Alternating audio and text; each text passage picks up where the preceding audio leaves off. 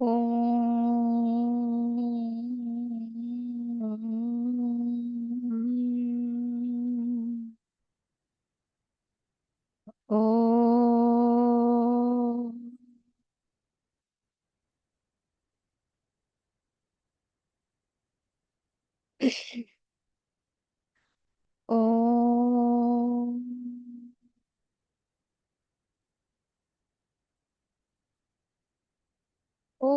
सहना भवतु सहनौ भुनक्तु सह वीर्यं करवावहै तेजस्विनावधीतमस्तु मा विद्विषावहै। ॐ शान्ति शान्ति शान्तिः। ॐ गुरुर्ब्रह्मा गुरुर्विष्णुः गुरुर्देवो महेश्वरः गुरुरेव परं ब्रह्मा तस्मै श्री गुरवे नमः।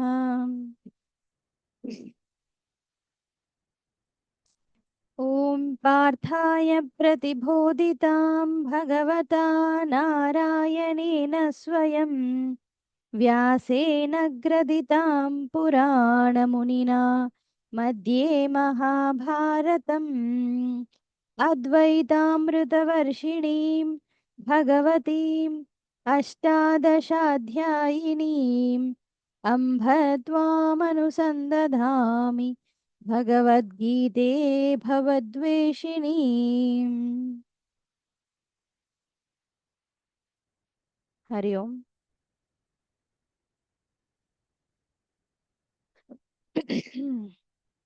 పదో అధ్యాయం విభూతి యోగం 19వ శ్లోకం. శ్రీ భగవానువాచ श्रीभगवानुवाच హంత తే కథయిష్యామి हन्त ते कथयिष्यामि దివ్యా హ్యాత్మవిభూతయః दिव्याह्यात्मविभूतयः ప్రాధాన్యతః కురు శ్రేష్ఠ प्राधान्यतः कुरु श्रेष्ठ నాస్త్యంతో విస్తరస్య మే. नास्त्यन्तो विस्तरस्य मे అహమాత్మా గుడాఖేశ अहमात्मा गुडाकेश సర్వభూతశయస్థితః सर्वभूतशयस्थितः అహమాదిశ్చ మధ్యం చ अहमादिश्च मध्यं च భూతానామంత ఏవ చ. भूतानामन्त एव च ఆదిత్యానామహం విష్ణుః आदित्यानामहं विष्णुः జ్యోతిషాం రవిరంశుమాన్ ज्योतिषां रविमरंशुमान् మరీచిర్మరుతామస్మి मरीचिर्मरुतामस्मि నక్షత్రాణామహం శశి. नक्षत्राणामहं शशि.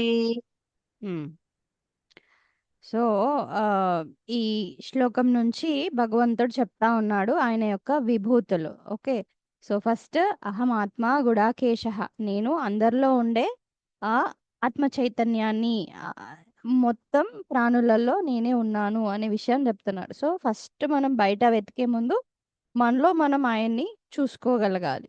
ఇక్కడ విభూతులు చెప్తూనే ఆ విభూతులు ఏంటో గుర్తించి మనం వాటికి దగ్గరగా ఉన్నామా, వాటిని ఆ విధంగానే అర్థం చేసుకుంటున్నామా అనేది ఒకటి. అందుకంటే ముందు అర్జునుడు ఏమంటాడు, కేషు కేషు చ ధ్యానేషు. సో ఎట్లాగా నేను నిన్ను ధ్యానించాలి, నిన్ను గుర్తుపెట్టుకోవాలి, నిరంతరం నిన్నే తలుచుకోవాలి, ఏవిట్లో తలుచుకోవాలి అని అడిగాడు. కాబట్టి ఈ ఈ విధాలుగా ఈ ఈ విధాలలో ఈ కాంటెక్స్ట్ ద్వారా నన్ను గుర్తించండి అని అంటున్నాడు. సో ఇవన్నిట్లలో దేవుడు ఉన్నాడు అంటే విభూతి ఉంది అనేది కాదు, మిగతా కూడా ఉంది. బట్ ఇవి నీకు ఎదురైనప్పుడు స్పెసిఫిక్ గా ఆయన్ని గుర్తు చేసుకో, ఆయన విభూతి అని గుర్తించు, అట్లాగా ధ్యానం చెయ్యు అని చెప్తున్నారు.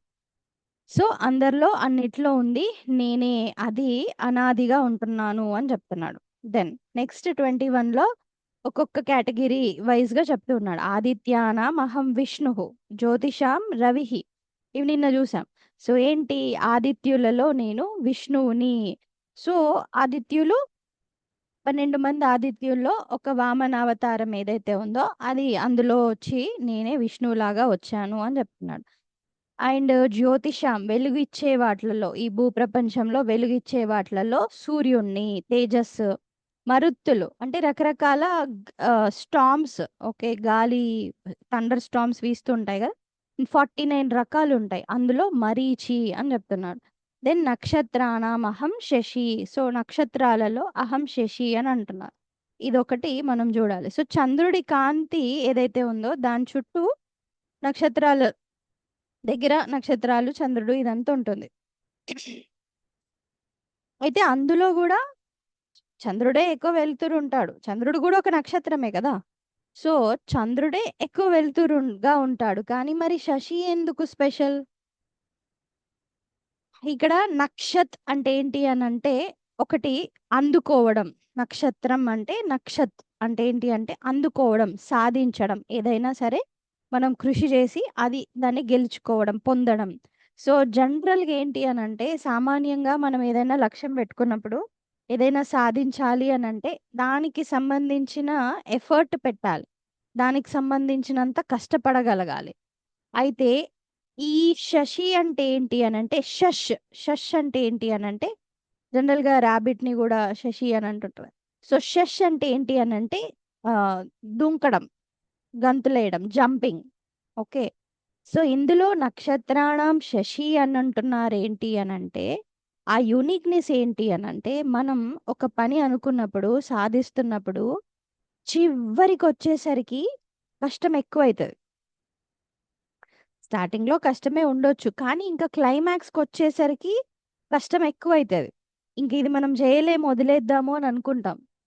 మనం సినిమాలలో చూస్తుంటే కూడా క్లైమాక్స్‌లో ఇంక మొత్తం అన్ని రకాలుగా హీరో బ్లాక్ అయిపోతాడు. అటు సైడ్ వాళ్ళకి కావాల్సిన వాళ్ళని విలన్ కట్టిపడేస్తాడు, వీడిని కట్టిపడేస్తాడు. ఎటెళ్ళాలో తెలీదు, ఏం చేయాలో తెలీదు. మొత్తం ఫైనల్‌గా అన్ని కన్‌ఫ్యూజన్స్, అన్ని రకాలుగా బ్లాక్ అయిపోయినట్టుంటది. అప్పుడు మనం ధైర్యంగా ఇప్పటి వరకు ఎంతైతే ఎనర్జీ పెట్టామో ఆ లాస్ట్ మూమెంట్‌లో, లాస్ట్ క్షణంలో అంతకి రెండింతలు, అంతకి ఎక్కువ ఎనర్జీ పెట్టి మనం దాన్ని దాటగలగాలి. దాటాల్సొస్తది. అలా దాటేది అంటే ఇంతకు ముందు ఎంతైతే 10 రెట్లు పెట్టామో అప్పుడు ఇంకో 100 రెట్లు పెట్టి ఎనర్జీ పెట్టి జంప్ చేయాలి. ఆ జంప్ ఏదైతే ఉందో ఇక లాస్ట్ మూమెంట్ ఇది కోల్పోతే నేను ఇంక చివరికి ఇది మిస్ అయితే ఇంక అన్ని మిస్ అయిపోతాయి అనే ఒక మూమెంట్ ఉంటుంది చూసారా? దాన్ని కొంచెం ఎక్కువ కష్టం పెట్టి సాధించాల్సొస్తది. ఆ జంప్ చేయాల్సొస్తది. మనం ఎళ్తూ ఉంటే కూడా చాలా దూరం ఉందనుకోండి, జంప్ చేయాలంటే మనల్ని మనం ఫస్ట్ బాగా ప్రిపేర్ అయ్యి లిఫ్ట్ చేసుకొని దుంకగలగాలి కదా. సో ఇక్కడ అట్లాగా జంప్ చేసే విధానం ఏదైతే ఉందో, జంప్ అంటే ఎక్కువ ఎనర్జీని పోగు చేసుకొని ఒకేసారి ఇంతకు ముందు పెట్టిన శ్రమ కంటే ఎక్కువ శ్రమ పెడుతూ ఉన్నాం, ఎఫర్ట్ పెడుతూ ఉన్నామో ఆ ఎఫర్ట్ లో నేనున్నాను అంటున్నాడు. Very interesting. మనం ఫస్ట్ నుంచి ఎఫర్ట్ పెట్టట్లేదా? పెడుతున్నాం. కానీ లాస్ట్‌కొచ్చేసరికి మన ఇంకా సారమంతా అయిపోతది. అమ్మా దేవుడా! ఇంక నా వల్ల అవ్వట్లేదురా! అప్పుడు నువ్వు పెట్టాల్సిన ఎఫర్ట్ ఏదైతే ఉందో అందులో ఉంటాడు భగవంతుడు. ఇప్పుడు హీరో ఇంక అన్నీ గుర్తు చేసుకుంటాడు. ఇది విలన్ ఇప్పుడు నేను కొట్టకపోతే మొత్తం నేను ఊరిని రక్షించలేను, నా వాళ్ళని రక్షించలేనని గుర్తు చేసుకొని మొత్తం ఎనర్జీ అంతా ఈ హీరోని మొత్తం ఎక్కడ పడితే అక్కడ పొడి చేసినా సరే ఇంక నేను వీడిని ఎదురించాలి అనే ఒక ఉద్దేశం, సంకల్ప బలంతోటి ముందుకొస్తాడు చూసారా? ఇప్పుడు ఎట్లొస్తదో తెలీదు. అది శారీరకంగా వీకే ఉన్నాడు. మానసికంగా డౌన్ అయిపోయాడు. లోపల నుంచి వచ్చే ఒక ఆత్మ బలం ఉంది చూసారా? ఆ ఎఫర్ట్ ఎట్లైనా సరే నేను గెలవాలి, ఎట్లైనా సరే నేను వాళ్ళని ఓడించాలి, ఇది నేను దాటాలి అనే శ్రమ, ఎఫర్ట్‌లో నేనున్నాను అంటున్నాడు. సో ఎప్పుడైనా మనకు అట్లాంటి అనుభవాలు అయినప్పుడు ఏదో ఒక విధంగా ఖచ్చితంగా మన జీవితంలో అయ్యే ఉంటాయి. ఇక ఇది నేను బయట పడలేనురా అన్న క్షణంలో ఏదో ఒకటి జరిగి మనం బయటపడతాం. అది ఆయన. నక్షత్రాణమహం శశి. సో ఏదైనా సరే సాధించి అందుకునే విధానంలో ఒక ఫ్లేవర్ ఉంటుందా, ఒక జంప్ ఉంటుందా, ఆ జంప్ నేను అని అంటున్నాడు. ఓకే, అది నా వల్లే జరుగుతుంది అని అన్నట్టు. సో ఇన్ కేస్ ఎవరి జీవితంలోనైనా అలా జరిగింది అని మనం ఆశ్చర్యపోయినా, వాళ్ళ జీవితంలో ఎస్ భగవంతుడు వ్యక్తమయ్యాడు, భగవంతుడి యొక్క అనుగ్రహం వల్ల జరిగింది అనేది. మన జీవితంలో జరిగిన ఎస్ నాకు ఆ మూమెంట్లో ఆయన హెల్ప్ వచ్చింది అనేది మనం మర్చిపోకూడదు. ఓ ద్రౌపది సిచ్యువేషన్లో ఇంకా ఫైనల్ అయిపోయింది కదా, ఆమె ఎంత హెల్ప్ అడిగినా ఎవరు హెల్ప్ చేయట్లేదు. అంత పెద్ద రాజ్యంలో అంత పెద్ద వాళ్ళు ఉన్నారు, వాళ్ళే హెల్ప్ చేయండి, ఇంకెక్కడి నుంచి వస్తుందని అనుకుంటుంది తను హెల్ప్.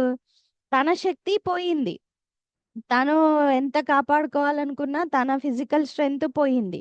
మాటలతోటి అందరినీ హెల్ప్ చేయమని అడిగింది. అప్పుడు ఎవరి దగ్గర నుంచి రాలేదు. ఇంకా అంత అయిపోయింది అనే వాళ్ళు గూడా అనుకున్నారు ఇంక అయిపోయింది. ఇంక ఇది ఈ రోజుతో ఇంకా ద్రౌపది వస్త్రాపహరణం అయిపోయింది. ఇప్పుడు దీనివల్ల ఇంకా అందరికీ నష్టమే అని జెప్పేసి అటు కౌరవులందరూ మేము గెలిచేసాము, వీళ్ళని అవమానించేసాము అని అనుకున్నారు. ఆ టైంలో వచ్చాడు. అంటే ఫైనల్ ఇంకా నేను చేయలేను అనుకున్నప్పుడు వచ్చే ఒక అన్ అన్‌సెడ్, అన్‌సీన్ హెల్ప్ ఏదైతే ఉందో అది ఆయన. అయితే ముందు నుంచి ఉన్నాడాయన. కానీ అట్లాగా వచ్చింది అని ఎప్పుడైతే మనం గమనిస్తామో ఆర్ వస్తుంది అని అనుకుంటామో అట్లాగా అందులో ఉంది ఆయన్నే అనేది గుర్తించమని చెప్తున్నాడు. సో ఇంకెప్పుడైనా ఇట్లాంటి క్లిష్ట పరిస్థితులొచ్చినా ఫైనల్ హెల్ప్ వస్తుంది. ఆ! నక్షత్రాహణం అహం శశి జంప్ ఏదైతే ఉందో ఆ జంప్ ఒక్కసారి చేపిచ్చాడా, మళ్ళీ అంత క్లియర్ అయిపోతదింకా. ఇంగేం లేదు. ఇంకొకసారి కృష్ణుడు వచ్చాడంటే ఇంక అంత క్లియర్ అయిపోయింది ద్రౌపది లైఫ్‌లో. అక్కడి నుంచి మొత్తం యూ టర్న్ తీసుకొని ఎక్కడికెళ్ళాలో అక్కడికి తీసుకెళ్ళిపోయాడు. ఇప్పటిదాకా ఎట్లా ఎట్లా ఉన్నారు పాండవులు, కౌరవులు ఎంత విర్రవీగి ఉన్నారు. ఆ సిట్యుయేషన్ తోటి మొత్తం అందరి ఆలోచన విధానమే మారిపోయింది. ఒక్కోసారి ఒక క్లైమాక్స్ ట్విస్ట్ ఇస్తే మళ్ళా విలన్‌కే మళ్ళీ ఆహ్, మొత్తం తల తిరిగిపోవాలి. ఇంకోసారి రావడానికి గూడా భయపడాలి. అట్లాంటి ట్విస్ట్‌లు ఇస్తాడు జూడు క్లైమాక్స్‌లో. అది ఆయన. ఆ ట్విస్టింగ్ మాస్టర్ ఆయన అని చెప్తున్నారు. ఓకే. నెక్స్ట్ శ్లోకం.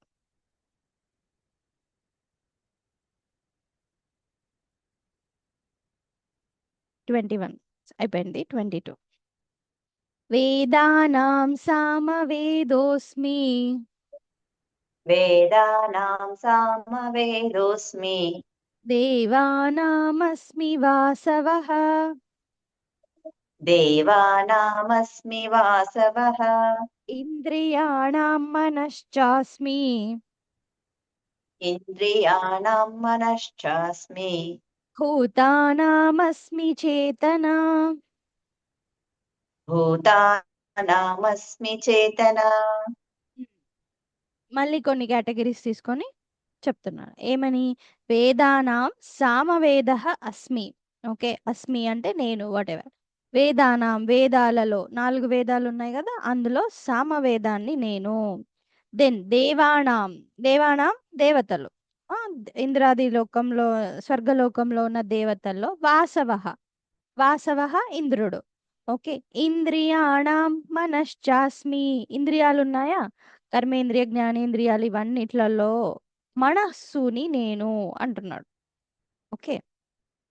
భూతానామస్మి చేతన, భూతాలలో అన్ని ప్రాణులలో చేతనం, చేతన ఏదైతే ఉందో చైతన్యం అది నేను. ఓకే. ఓకే. అంతే. ఇవన్నిట్లలో సో అండ్ సో పర్సన్‌ని నేను అని చెప్తున్నాడు కదా. ఓకే. వేదాలలో సామవేదం ఎందుకు అనంటే, అంటే సామవేదం చాలా సరిగమలతో కూడుకొని ఉంటుందండి. మిగతా వేదాలన్నీ మంత్రాలు చదువుతా ఉండాలి. జస్ట్ మామూలుగా మనం చదువుతున్నట్టు ఉంటుంది. సామవేదం మ్యూజిక్. సామవేదం అంతా ఇది మ్యూజిక్ సిస్టమ్, సౌండ్స్.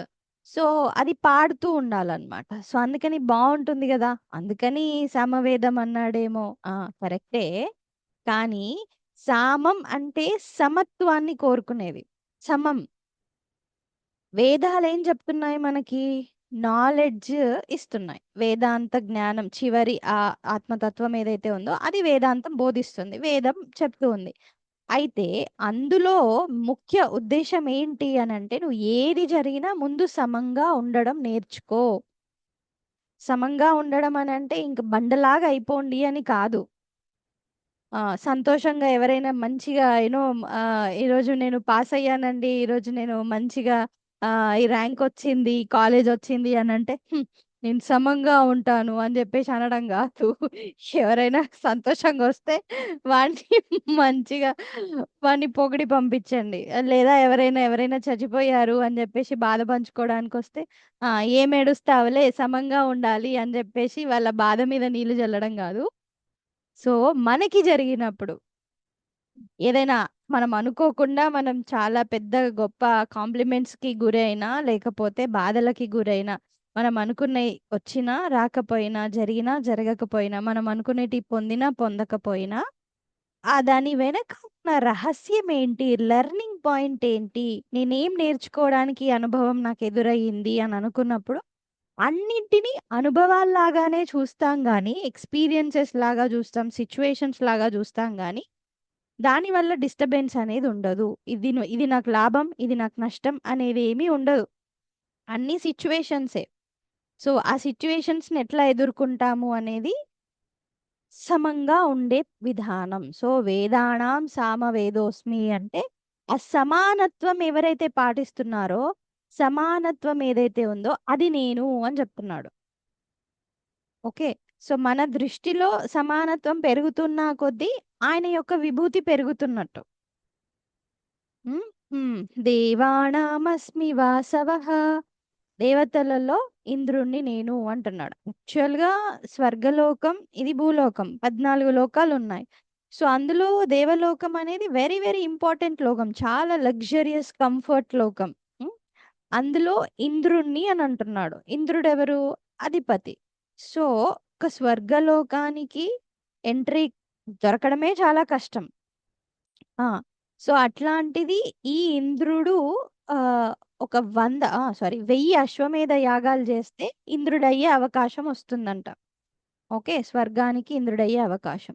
సో, స్వర్గాన్ని ఒక్కోసారి ఇంద్రలోకం అనే అంటారు. ఇంద్రుడి పేరు మీదే ఆ లోకానికి గూడా ఓ పేరొచ్చేషింది. సో, ఆ యూనిక్‌నెస్ ఏదైతే ఉందో అది నేను. ఇంకొకటేంటి అనంటే, ఇంద్రుడు ఉత్తగానే ఇంద్రుడయిపోలేదు. కింగ్ అయిపోలే. స్వర్గానికి అధిపతి అయిపోలేదు. అన్ని యాగాలు చేశాడు అనంటే, ఆయన యొక్క ఇంద్రియాలని నిగ్రహించుకున్నవాడు. సో, ఎవడైతే ఇంద్రియాలని నిగ్రహించుకున్నవాడో, వాడి లోపల ఉండే ఆ నేచర్ నేను. దేవానాం అస్మి వాసవః. ఇంకోటి దేవానాం అంటే మనం ఇంతకు ముందు గూడా మీనింగ్ జూసాం. దివ్, దివ్ అనే అక్షరం నుంచి వస్తుంది. దివ్ అంటే లైట్. వెలుతురుని ఆహ్, వెదజమ్మడం. సో, ఈ వెలుతురు ఏంటి? ఇంద్రియాలు ప్రపంచంలో ఉన్న విషయ వస్తువుల మీద గమనించే విధానం. సో, విషయ వస్తువులకి, మన ఇంద్రియాలకి ఉన్న కనెక్షన్ ఏదైతే ఉందో, ఆహ్, ఆహ్, దాన్ని దివ్ అని అంటున్నారు. సో, ఇవి ఉండడం వల్ల మనం ప్రపంచంలో ఉన్న వాటిని గ్రహిస్తూ ఉన్నాం. అయితే ఎంత గ్రహించినప్పటికీ గూడా దాన్ని గ్రహించగలిగే శక్తి ఉండాలి. అంటే నిగ్రహంతోటి ఉండే శక్తి ఉండగలగాలి. అది ఇంద్రత్వం అని అంటున్నారు. ఓకే. స్వర్గలోకంలో ఉన్న ఇంద్రుడికి ఎందుకు అనంటే, ఆయనకు ఆ శక్తి ఉంది. సో, మనం గూడా మన ఇంద్రియాలతోటి ఏది కావలసినంత తీసుకోవాలో గ్రహించే విధానాన్ని ఆ లక్షణంగా, ఆ విభూతిగా చెప్తున్నారు. ఓకే. ఇంద్రియాణం మనశ్చాస్మి. నెక్స్ట్. ఇప్పుడు ఇంద్రియాలున్నాయి గదా! కర్మేంద్రియాలు, జ్ఞానేంద్రియాలున్నాయి. దాంట్లో మనస్సుని అంటున్నాడు. అదేంటి కర్మేంద్రియాల్లో, జ్ఞానేంద్రియాల్లో మనస్సు లేదు గదా! యాక్చువల్‌గా కళ్ళున్నాయి, మాటలున్నాయి, చెవులున్నాయి. కానీ అవి పని చేయాలి అని అంటే వెనక మనసు యాక్టివేట్ అయ్యి ఉండాలి. ఫర్ ఎగ్జాంపుల్ కొందరు చూడండి క్లాస్‌లో పిల్లలు అట్లా బోర్డు దిక్కు చూస్తూనే ఉంటారు. కానీ టీచర్ చెప్పేది ఏమి ఎక్కదు. ఎందుకు? Mind absent. అందరూ చిన్నప్పటి నుంచి వింటున్న లైన్ అదే బాడీ ప్రెజెంట్, మైండ్ యాబ్సెంట్. ఇంద్రియాస్ are present, mind absent. So, మన ముందు ఏం జరుగుతుందనేది మనం కనుక్కోలేం. ఒకరు ఇట్లా ఇట్లా అన్నా కూడా అట్లే బీరిపోతాం. ఎందుకు? బికాజ్ మనస్సు వేరే మోడ్‌లో ఉంది. కళ్ళు ఓపెనే ఉన్నాయి. చెవులు ఓపెనే ఉన్నాయి గానీ, మనస్సు వేరే మోడ్‌లో ఉంది. సో, ఇన్ఫర్మేషన్‌ని గ్రహించేటివి ఇంద్రియాలైనా సరే, వాటి వెనకాల ట్రాన్స్‌ఫార్మ్ జేసేది, రిసీవ్ చేసుకునేది మనస్సే గాబట్టి, ఆ మనస్సుని నేను అని అంటున్నాడు. ఓకే.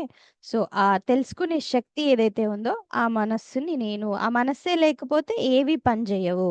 సో, ఆహ్, ఆహ్, ఆ కాంటెక్స్ట్‌లో అంటే మనం ఇంద్రియాలకే ప్రియారిటీ ఇస్తున్నా గూడా జనరల్‌గా ఇంద్రియాలకే ప్రియారిటీ ఇస్తున్నాం. నాకు ఇది జూడాలనిపిస్తుంది, నాకు ఇది తినాలనిపిస్తుంది, నాకు అటెళ్ళాలనిపిస్తుంది ఇదంతా. కానీ దాని వెనకాల గేమ్ ఆడిపించేది మాత్రం మనస్సే. ఆ మనస్సుని మనం కంట్రోల్‌గా బెట్టాలి. ఆర్ ఆ మనస్సు మీద ఫోకస్ పెట్టినప్పుడు అది ఎటెళ్తుంది?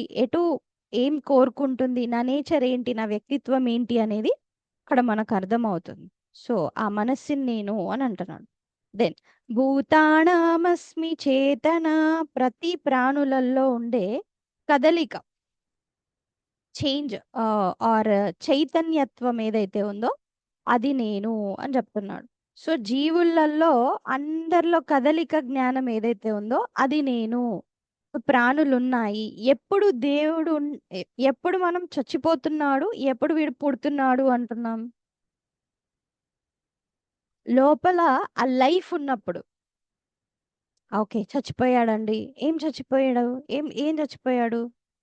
శరీరం అట్లే ఉంది ఇంకా. ఆ లోపల ఆ శక్తి ఏదైతే ఉందో అది లేదు. ఆ ప్రాణశక్తి ఏదైతే ఉందో అది లేదు. ఆ ప్రాణశక్తిగా ఉండే చైతన్యత్వాన్ని నేనే అని చెప్తున్నారు. మనం మళ్ళీ ఇక్కడ కన్‌ఫ్యూజ్ అవ్వొద్దు. అంటే ఇప్పుడు శరీరం శవం అయ్యింది. ఆ శవంలో లేడా?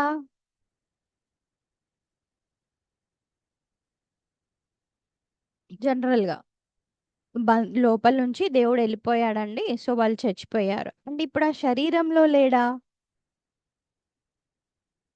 ఇక్కడే మనకు చాలా కన్‌ఫ్యూజన్స్ ఒస్తా ఉంటాయి. అంటే శరీరంలో లేడు అని అన్నామనుకోండి, లేకపోతే మరి అంతటా భగవంతుడున్నాడు గదా! శరీరంలో ఎందుకు లేడు?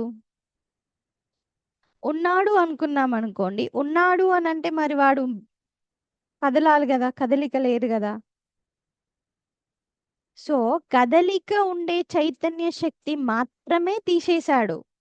కానీ ఉనికి, ఎగ్జిస్టెన్స్ ఏదైతే ఉందో అది ఉంది. ఓకే. సో, చచ్చిపోయిన వాటిలల్లో అనే గాదు. ఇనర్ట్ ఆబ్జెక్ట్స్ జడమైన వస్తువులలో గూడా అస్తిత్వం ద్వారా ఉన్నాడు. ఇప్పుడు మనం భగవంతుడిని డిస్క్రైబ్ జేసినప్పుడు, ఆత్మ చైతన్యాన్ని డిస్క్రైబ్ జేసినప్పుడు ఏమంటాం? సత్, చిత్, ఆనందం అని అంటాం. భగవంతుడు అన్నిట్లలో సత్తులాగా ఉన్నాడు. ఇక్కడ భగవంతుడంటే పరమాత్మ. ఓకే. ఆత్మ. సో, దానికి నామరూపాలు, ఈ భేదాలు ఏమీ లేవు. ఆది, అనాది ఉంది. ఓకే. అక్కడ వాడి గురించి మాట్లాడుతున్నాం. సో, అది సత్ రూపంలో, ఎగ్జిస్టెన్స్ రూపంలో, ఉనికి రూపంలో ఉంది. ఆ కుర్చీ ఉంది. ఆ టేబుల్ ఉంది. ఆ కబోర్డ్ ఉంది. ఆ ఫోన్ ఉంది. ఉంది అని అంటున్నామా?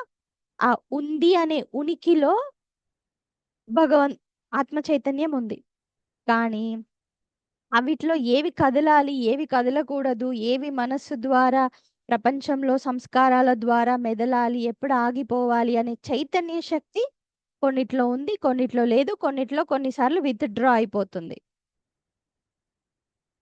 సో, మళ్ళీ సూక్ష్మ శరీరం, మనస్సు, సంస్కారాలు కలిసి అవి వేరే శరీరంలోకెళ్తూ ఉన్నాయి.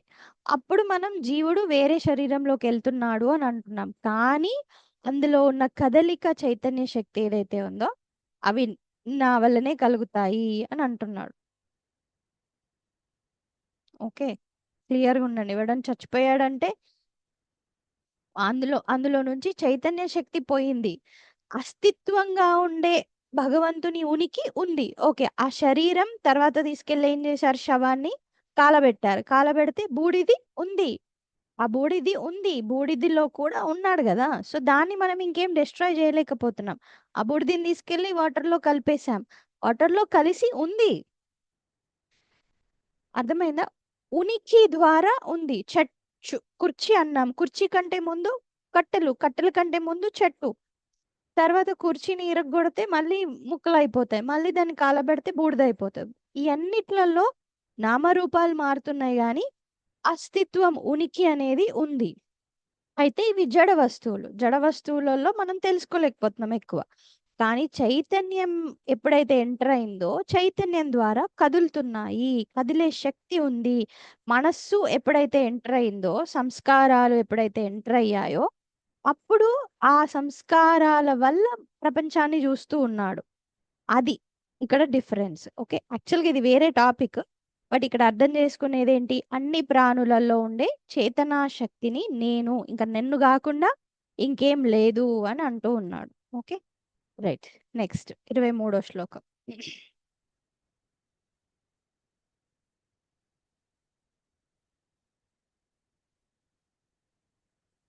రుద్రాణం శంకరశ్చాస్మి रुद्राणां शङ्करश्चास्मि విత్తేషో యక్షరక్షసాం वित्तेषो यक्षरक्षसाम् వసూనాం పావకశ్చాస్మి वसूनां पावकश्चास्मि మేరుషిఖరిణామహం. मेरुशिखरिणामहम् రుద్రాణం శంకరశ్చాస్మి విత్తేషో యక్షరక్షసాం వసూనాం పావకః చ అస్మి మేరుః శిఖరిణాం అహం. రుద్రాణం రుద్రులు ఎవరైతే ఉన్నారో అందులో శంకరః చ అస్మి. సో రుద్రులు 12 మంది రుద్రులు 11 మంది రుద్రులు ఉన్నారు కదా, 11. అందులో శంకరుణ్ణి నేను అని చెప్తున్నాడు. దెన్ విత్తేషః ధనంలో ఎక్కువ మనీ దాంట్లో యక్షరాక్షసుల్లో హైయెస్ట్ డబ్బులు ఎవరి దగ్గర ఉన్నాయో వాడిని నేను. యక్షరాక్షసులలో విత్తేషుణ్ణి నేను అని చెప్తున్నాడు. దెన్ వసూనాం పావకః చ అస్మి. వసూలు ఉన్నాయి కదా, ఆ వసూలలో పావకుణ్ణి నేను అని చెప్తున్నాడు. వసూల్లో పావకం. దెన్ మేరుః శిఖరిణామహం. శిఖరాలలో మేరు శిఖరం, మేరు పర్వతం ఏదైతే ఉందో అది నేను. మేరు అంటే మెరవడం ఆర్ గోల్డెన్ అట్లా. సో ఇవేంటి, ఒక్కొక్కటి కూడా చూసుకుంటే చాలా అద్భుతంగా, అంటే అంతమంది రుద్రులలో శంకరుడు అని అర్థం. రుద్రః అంటే ఏంటి? ఏకాదశ రుద్రులు. రుద్రః అంటే రుదతి ఇతి రుద్రః అంటే ఏడ్పించేవాడు. రోదయతి ఇతి రుద్రః ఏడిపించేవాళ్ళు. కొంతమంది "అయ్యో! ఎందుకండి మమ్మల్ని ఊరికే ఏడిపిస్తున్నారు" అని అంటారు కదా! అట్లాగా ఏడిపించేవాడు రుద్రుడు అంట. ఆ రుద్రులలో శంకరుణ్ణి నేను అని అంటున్నాడు. శంకరః అంటే ఏంటి? శం కరోతి ఇతి శంకరః. శం అంటే మంచి, ఆస్పీషియస్‌నెస్‌ని, మంచిని ఇచ్చేవాడు శంకరుడు. అదేంటండి ఏడిపిచ్చే వాళ్ళల్లో శంకరుడు అట్లెట్లా? సో అన్ని ఏడుపులు దుఃఖంతోటే గాదు. భగవంతుడు మనల్ని ఏడిపిస్తున్నాడు అనంటే ఆయన యొక్క శక్తి మనల్ని నిజంగా ఏడుపు వైపుకి తీసుకెళ్లడం గాదు, ఏడుపు ఆపడంలో. ఓకే. సో శంకరః అంటే ఏంటి? శంకరోతి ఇతి శంకరః. మంచి జరిగే విధానం కోసం ఏడవడం. ఓకే. ఇప్పుడు మనకి సృష్టి, స్థితి, లయంలో గూడా ఇది లయకారకుడు కదా! సో నాశనం జేసేవాడు. నాశనం జేసే వాటిలలో సంతోషం ఏంటండి? ఏం గలిగిస్తాడు అనంటే మన అజ్ఞానాన్ని తొలగించే విధానం యూనిక్‌గా ఉంటుంది. సో ప్రతిసారి మనకు జీవిత అనుభవాలన్నీ స్వీట్‌గా రావు. మనం మాట్లాడుకున్నంత స్వీట్‌గా ఏముండవు. కొన్నిసార్లు హార్ష్ మెడిసినే పడాలి. రోగాలకి గూడా, రోగం ఎలాంటిదైనా గూడా అన్ని మందులు స్వీట్‌గా ఉండవు. కొన్ని చేదు మందులు గూడా ఉంటాయి. అండ్ వాటిని మనం ఏం చేయలేం. చేదు మందే వేసుకోవాల్సింది. వేరే ఆప్షన్ లేదు. దానికి ముందు మనం బెల్లం వేసుకున్నా, తర్వాత చక్కెర వేసుకున్నా ఏదైనా ముందు ఆ చేదునెస్ అయితే ఎట్లైనా గో త్రూ అవ్వాల్సిందే నాలుక మీద. అది ఎట్లా అయితే ఉందో ప్రతిసారి జీవితంలో మనకన్నీ అండర్‌స్టాండింగ్ తోనో లేకపోతే అన్నీ సుఖంగానే లెసన్స్ రావు. కష్టంగానే వస్తాయి లెసన్స్. వాటిని మనం అట్లా ఆ పరిస్థితిలో నుంచి గో త్రూ అయితేనే కరెక్ట్‌గా అర్థం చేసుకుంటాం. సో, ఆ డిస్ట్రక్షన్ అనేది డిస్ట్రక్షన్ కోసం గాదు. కన్‌స్ట్రక్టివ్ లైఫ్ కోసం అని అర్థం చేసుకునే విధానమే శంకరుడు. ఓకే. సో, మనమే ఆలోచించుకొని చూద్దాము. ఒక్కోసారి ప్రపంచంలో ప్రతి చిన్న చిన్న వాటికి ఎంత దుఃఖాలను అనుభవిస్తున్నారు.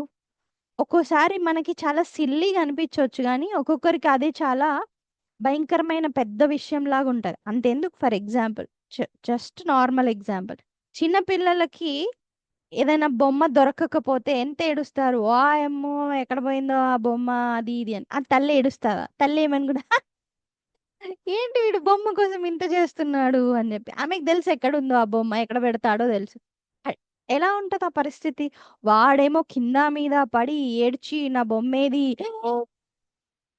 చెప్పేసి ఎక్కిళ్ళు బట్టి ఇంక నేను చచ్చిపోతా అన్నట్టు ఏడుస్తా ఉంటాడు. వాడిని చూస్తే ఏమనిపిస్తది? అరే పిచ్చి ఎక్కడ పోతదిరా!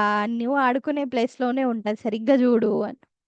లేదా ఆ బొమ్మ మీద అంత తాదాత్మ్యం లేదు కాబట్టి నిజంగా పోయినా, విరిగిపోయినా గూడా పెద్దవాళ్ళకి ఫరక్ పడదు. కదా!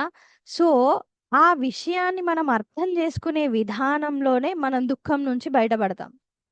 మన స్టాండర్డ్ ఏంటి? మనం ఆ పిల్లవాడిలాగా బొమ్మ కోసం ఏడుస్తున్నామా? ఆల్రెడీ ఇదెక్కడుంటాదో నాకు తెలుసు అని తెలివైన తల్లిలాగా ఎదురు జూస్తున్నామా? రిసీవ్ చేసుకుంటున్నామా అనేదే. సో, ఈ రోదనం ఏదైతే ఉందో భగవంతుడు మనకు పెడుతున్న రోదనం ఇది నేను ఏం లెసన్ తీసుకొని ముందుకెళ్ళాలి. నా జీవితంలో ఎటువైపు వెళ్ళడానికి డైరెక్షన్ ఇస్తున్నాడు. ఈ విషయాలే, ఈ వస్తువులే కోల్పోతే నేను బాధపడుతున్నాను అనంటే ఇంక అక్కడే ఆగిపోతుంది జీవితం. చూడండి కొంతమంది ఆ హై ఎమోషన్స్ తోటి ఈ మధ్య ఫ్రీడమ్ వచ్చిందో మరి బుద్ధి పలు విధాలుగా వెళ్ళిపోతుందో ఎక్కడికెళ్ళిపోతుందో తెలీదు గానీ, ఇష్టం వచ్చినట్టు బిహేవ్ చేస్తున్నారు. ఏదైనా చెయ్యొచ్చు. లీగల్‌గా గూడా ఏం జరుగుతదో చూసుకుందామని అనుకుంటున్నారు. ఇదంతా ఏంటి బుద్ధి లేకపోవడం ఒకటి. ఆహ్, జీవితంలో జరిగే వాటిని ఎలా యాక్సెప్ట్ చేయాలో తెలియకపోవడం. అందరికీ జరుగుతాయి. ఒకరికే ఉంటాయి. అందరికీ ఉంటాయి. ఎవ్వరి సంస్కారాలను బట్టి, ఎవరి రిసీవింగ్ నేచర్‌ని బట్టి, ఎవరి అండర్‌స్టాండింగ్ విధానాన్ని బట్టి ఆ రకంగా సమస్యలొస్తూనే ఉంటాయి. నిన్న మొన్న గూడా అనుకున్నాం మనం క్లాస్‌లో. ఎవరైనా ఇప్పటివరకి మనకు చెప్పిన వాళ్ళున్నారా? అయిపోయిందండి. మేము చాలా ఫ్రీ అయ్యాము. ఇప్పటి నుంచి మాకేం పని లేదు అని ఆ ఆన్సర్ ఇచ్చిన వాళ్ళెవరైనా తగులుకున్నారా? ఏదో ఒకటి ఉంటూనే ఉంటుంది అందరికీ గూడా. సో, అలాంటప్పుడు ఆ రోదనం ఏదైతే ఉందో అది మంచి జరగడానికి, శుభప్రదం కోసం అనే దుఃఖాన్ని మనం గుర్తించామనుకోండి, అందులో ఉంది శంకరం, శుభప్రదం అది నేను అని చెప్తున్నాడు. సో, నీకు దుఃఖమొచ్చినప్పుడు అని చెప్పి ఏడ్చి ఇంకా దుఃఖంలో పడకుండా, ఆ దుఃఖంలో ఉన్న శుభమేంటో వెతుక్కొని నువ్వు దాటేసావా, ఆ ఆ క్యారెక్టరిస్టిక్, ఆ తత్వం నేను. హ్మ్. హ్మ్. విత్తేషో యక్ష రక్షసాం ఈ యక్ష రాక్షసులు ఎవరైతే ఉన్నారో అందులలో విత్తేషః విత్తేషుడు అందరికంటే రిచ్ పర్సన్ ఎవరు? రాక్షసులు. యక్షులు, రాక్షసుల్లో కుబేరుడు. ఫుల్ రిచ్ పార్టీ మనోడు. ఓకే. సో, కుబేరుడిని నేను అని అంటున్నాడు. ఎందుకు? ఎవరు వీళ్ళు యక్షులు, రాక్షసులు అనంటే యక్షః అంటే ఏంటి? ఎప్పుడు తినడం, తినడం, తినడం, తినడం, తినడం. అంటే అనుభవించడం, అనుభవించడం, అనుభవించడం. వీళ్ళంతా అదే అన్నమాట. వచ్చినా గూడా అనుభవించడానికి రెడీగున్నవాళ్ళు. అంటే వాళ్ళేదో లోకంలో ఉన్నారని కాదు. మనం గూడా ఎప్పుడు జూసినా ఇది నాకేం గావాలి? నాకేమొస్తది? నాకేం లాభం? అని ఆలోచించే కేటగిరీ అంతా యక్షులే. దెన్ రాక్షసాం. రాక్షసాం ఆర్ రక్షసాం ఏంటి? దాచుకోవడం. దొరికిందా? తీసుకొని దాచిపెట్టుకోవాలి, దాచిపెట్టుకోవాలి, దాచిపెట్టుకోవాలి. తరతరాలు దాచిపెట్టుకున్నా గూడా అరిగిపోనంత పెట్టేసుకుంటారు. ఏంటి వాళ్ళకి ఏమి తినరు మళ్ళీ. ఇదో పిచ్చి, అదో రాక్షసత్వం. ఓకే, ఇందులో నేను కుబేరుణ్ణి, ఆడ కుబేరుడు అధిపతి, అక్కడ శ్రేష్ఠుడు కాబట్టి అది నేను అని చెప్తున్నాడు. సో దాచుకొని కూడబెట్టుకునే వాళ్ళు కొందరు, ఆ ప్రతీది అనుభవించే వాళ్ళు కొందరు. దేనికైనా సరే ముందు ఆ ధనం కావాలి కదా, ఆ ధనంలో అధిపతి ఎవరైతే ఉన్నాడో అది నేను అని చెప్తున్నాడు. సో లైఫ్లో మనకి ఏదైనా వచ్చింది అని అంటే మనం అనుభవించడానికి కానీ, మనం ఖర్చు పెట్టుకోవడానికి కానీ, దాచిపెట్టుకోవడానికి కూడా ఏదైనా మనకు వచ్చింది అని అంటే అది ఆయన అనుగ్రహం వల్ల. ఆయన అనుగ్రహం లేకపోతే ఏం రాదు. ఆయన అనుగ్రహం వల్లనే వచ్చింది. ఆ దాచిపెట్టుకునే ఆ తత్వం ఏదైతే ఉందో, ఆ కుబేరుడు ఏదైతే ఉందో అది నేను, శ్రేష్ఠుణ్ణి నేను. సో దాన్ని ఎట్లా వాడుకోవాలి అనేది తెలియాలి మనకి. దాచిపెట్టుకోవడం కాదు, ఆర్ తినడం కాదు, అనుభవించడం కాదు. సో ఈ రెండు జరగాలన్నా కూడా ముందు నీ దగ్గరికి విత్తం రావాలి కదా, ధనం రావాలి కదా. సో ఆ ధనంలో సంపాదించే తత్వం ఏదైతే ఉందో అది నేను అని చెప్తున్నాడు. ఓకే, వసూనాం వసూనాం పావకశ్చాస్మి, వసూలలో పావకుణ్ణి, అష్ట వసూలలో పావకుడు. ఇక్కడ పావకుడు అంటే ఏంటి అంటే పవిత్రం, ప్యూరిటీకి సంబంధించింది. ఆర్ ఇంకొకటి ఏంటి, మూడు అని కూడా అర్థం. పావక అంటే మూడు. ప్రపంచం అంతా కూడా త్రిపుటి, మూడు మీద ఆధారపడి ఉంది. ఏదైనా సరే దర్శించేవాడు, దృశ్యం, దర్శించడం, త్రిపుటి మీద, 3 థింగ్స్ మీద ఆధారపడి ఉంది. చూసేవాడు, చూడబడేది, చూస్తున్న వస్తువు. సో దీన్ని దాటే విధానం, ఈ మూడింటిని దాటే విధానం ఏదైతే ఉందో ఆ త్రిపుటియే భగవంతుడు. Final next stage. అది నేను, అష్టవసులలో పావక, ఆ ప్యూర్ దృష్టి, పవిత్రమైన దృష్టి కలిగింపజేసే విధానం నేను అని అంటున్నారు. ఓకే, దెన్ పర్వతాలలో మేరుణం, శిఖరం, అన్ని పర్వతాలలో మేరు శిఖరాన్ని. దీనికి కూడా చాలా చాలా అర్థాలు ఉన్నాయి, మనం మండే క్లాస్లో చూద్దాం. ఓకే, సో ఇవన్నీ ఏంటి, ఒక్కొక్క దాంట్లో ఒక్కో కేటగిరీలో జస్ట్ కేటగిరీ వైజ్గా అందులో 12 ఉంటే, 10 ఉంటే, 11 ఉంటే అందులో ఒకటి నేను. వై అందులో స్పెసిఫిక్గా నేను అని అంటే ఒక యూనిక్నెస్ ఉంది వాటికి. ఆ యూనిక్నెస్ని మన జీవితంలో ఏ సాధన ద్వారా, ఏ అండర్స్టాండింగ్ ద్వారా మన జీవితంలో అప్లై చేసుకుంటున్నాము అనేది next level of understanding. First వాచ్యార్థం, నెక్స్ట్ లక్ష్యార్థం. సో అట్లాగా స్టోరీస్ వెళ్తా ఉంటాయి. అండ్ ఇంకొకటి కూడా ఏంటి అంటే పురాణాలని కూడా జనరల్గా స్టోరీస్ లాగా చూడకుండా వేదాంతం బ్యాక్గ్రౌండ్ తో చూడగలగాలి. ఉమ్, అహం శశి, నక్షత్రాణం, ఇంద్రాణం, ఇవన్నీ ఏంటి, వీళ్ళందరూ ఎవరు, రుద్రుళ్ళు అనేది కన్ఫ్యూజ్ అవుతా ఉంటాం ఒక్కోసారి వింటుంటే. అలా కాకుండా వెనక వేదాంత అర్థంతో తెలుసుకోవాలి అనేదే ఈ విభూతి యోగంలో చెప్తున్నారు. ఓకే, అది మండే క్లాస్. నెక్స్ట్, ఓం శాంతి శాంతి శాంతి. హరి ఓం శ్రీ గురుభ్యో నమ. హరి ఓం.